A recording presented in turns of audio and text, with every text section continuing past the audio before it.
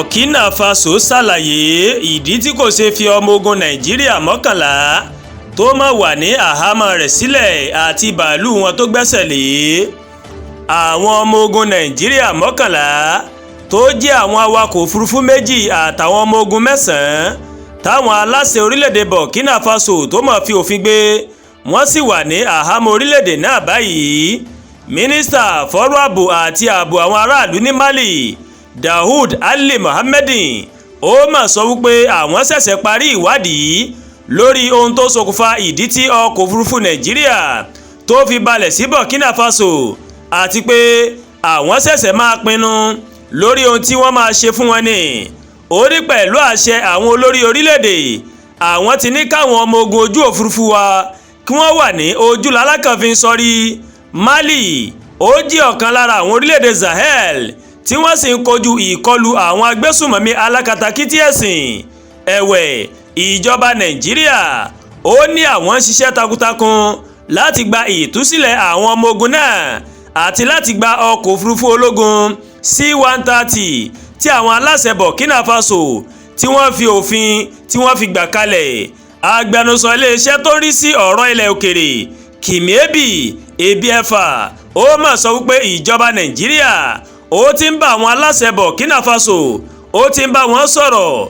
Ohun tó ṣe kókó ó ní láti gba ìtúsílẹ̀ àwọn ọmọ ogun àti kí ọkọ̀ òfurufú ológun náà kó padà sílé fún àwa. Ìjíròrò la fẹ́, ìjíròrò ti ń lọ lọ́wọ́ báyìí ṣùgbọ́n a ò tí ì mú ọjọ́ tí a máa fẹnu kò. Ní ọjọ́ 8 oṣù kejìlá ìní ọkọ̀ òfurufú iléeṣẹ́ ológun òfurufú Nàìjíríà C-130 ó mà ló mà balẹ̀ ní pàjáwìrì sí Bobo Dioulasso ní ẹkùn ìwọ̀ oòrùn Burkina Faso. Mínísítà fún àmójútó ẹnubodè Burkina Faso Emile Zabo ó mà sọ wípé ọkọ̀ òfurufú náà ó mà balẹ̀ sí orílẹ̀-èdè náà láì gba àṣẹ. Àtẹ̀jáde kan tí àwọn ìjọba ológun Burkina Faso, Mali àti Niger èyí tí wọ́n pe ara wọn ní Alliance of Sahel States AES ó mà sọ wípé ọkọ̀ òfurufú náà ó wọ ojú òfurufú Burkina Faso láì gba àṣẹ. Èyí ló sì mú kí wọ́n ní kí ọkọ̀ òfurufú náà kó má balẹ̀. Àmọ́ ìjọba Nàìjíríà ó ní bẹ́ẹ̀ kọ́ ni ọ̀rọ̀ mà rí.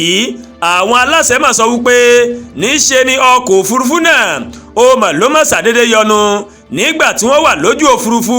Èyí ló sì mú balẹ̀ sí pápákọ̀ òfurufú tó súnmọ́ wọn jùlọ ní ìbámu pẹ̀lú òfin ìrìnnà òfurufú.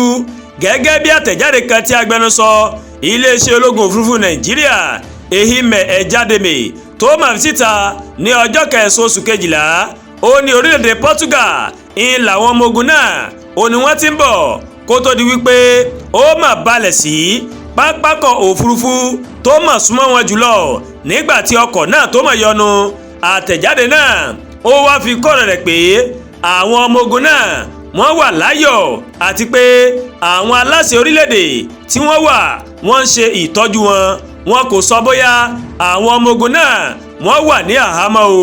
Ìṣẹ̀lẹ̀ yìí ó mà ló máa ń wáyé láàrin ìfàǹfà tó máa ń wáyé láàrin Nàìjíríà àti AES lẹ́yìn tí àjọ the Economic Community of West Africa ECOWAS tó mà rán àwọn ọmọ ogun lọ sí orílẹ̀-èdè olómìnira Benin láti ṣe ìdádúró ìdìtẹ̀gbàjọba kan tó fẹ́ wáyé níbẹ̀ lópin ọ̀sẹ̀ tó kọjá.